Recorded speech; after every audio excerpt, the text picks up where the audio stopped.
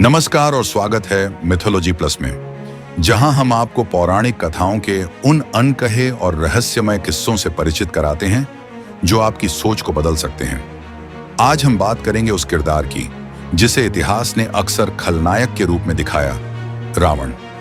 लेकिन रावण सिर्फ एक शक्तिशाली राक्षस राजा नहीं था, बल्कि एक महान विद्वान, अद्वितीय संगीतज्ञ और एक भक्ति में लीन शिव भक्त भी था। आज हम आपको रावण के 5 अनसुने किस्सों से परिचित कराएंगे जो आपको चौंका देंगे। तो चलिए शुरू करते हैं। पहली कहानी हमें कैलाश पर्वत की ओर ले जाती है, जहां रावण ने अपनी अद्वितीय ताकत और घमंड में आकर शिवजी के निवास कैलाश पर्वत को उठाने का प्रयास किया। जैसे ही उसने पर्वत उठाने की कोशिश की, शिवजी ने क्रोध में आकर पर्वत को अपने पैर से दबा दिया। रावण दर्द में चीख पड़ा, लेकिन उसने हार नहीं मानी। अपनी पीड़ा के बीच रावण ने अपनी ही नसों को वीणा के तारों की तरह खींचा और शिवजी की स्तुति में शिव तांडव स्तोत्र की रचना की। उसकी भक्ति से प्रसन्न होकर शिवजी ने उसे मुक्त किया और उसे आशीर्वाद दिया। यह कहानी हमें बताती है कि रावण की भक्ति कितनी गहन थी और वह संगीत का भी अद्वितीय ज्ञाता था। दूसरी कहानी रावण के ज्ञान और विद्वत्ता की है। रावण केवल शक्ति का उपासक नहीं था, बल्कि वह देवी सरस्वती का परम भक्त भी था। हर महत्वपूर्ण कार्य से पहले रावण सरस्वती देवी की आराधना करता था। उसे यह भली भांति पता था कि बिना ज्ञान के कोई भी शक्ति सफल नहीं हो सकती, इसलिए वह 4 वेदों और 6 शास्त्रों का महान ज्ञाता था। उसकी विद्वत्ता उसे त्रिलोक का सबसे बड़ा पंडित बनाती थी। यह कहानी हमें रावण के ज्ञान और शिक्षा के प्रति उसके समर्पण की गहराई को दिखाती है। रावण की एक और अनजानी खासियत उसकी संगीत में निपुणता थी। वह एक अद्वितीय संगीतज्ञ था जिसने राग हंसध्वनि की रचना की। कहा जाता है कि रावण जब वीणा बजाता था तो उसके संगीत से देवी देवता भी मोहित हो जाते थे।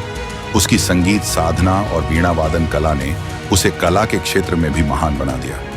यह कहानी हमें बताती है कि रावण का व्यक्तित्व केवल शक्ति और ज्ञान तक ही सीमित नहीं था, बल्कि वह एक सृजनशील कलाकार भी था। अब बात करते हैं रावण के 10 सिरों की। ये 10 सिर सिर्फ उसकी क्रूरता का प्रतीक नहीं थे, जैसा कि कई लोग मानते हैं। दरअसल ये 10 सिर उसके विशाल ज्ञान का प्रतीक थे। रावण 4 वेदों और 6 शास्त्रों का ज्ञाता था और उसके 10 सिर यही दर्शाते थे कि उसने इस संसार के समस्त ज्ञान को आत्मसात कर लिया था। हर सिर एक अलग शास्त्र या वेद के ज्ञान का प्रतीक था।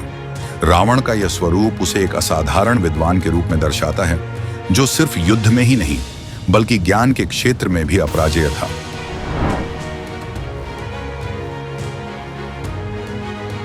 अब आते हैं उस कहानी पर जहां रावण को एक ऐसा श्राप मिला जिसने उसकी सारी शक्ति को व्यर्थ कर दिया। यह तब की बात है जब रावण कैलाश पर्वत पर पहुंचा और नंदी, भगवान शिव के वाहन, को अपमानित कर दिया।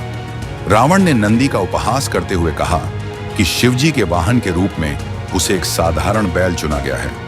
नंदी ने रावण के इस अपमान का बदला लेने का निर्णय किया और उसे श्राप दिया, तेरी लंका को बंदरों द्वारा नष्ट किया जाएगा। यह श्राप तब सच साबित हुआ जब राम की सेना में शामिल हनुमान और उनके वानर सेनापति ने लंका में आग लगा दी और रावण की पूरी सेना का विनाश कर दिया।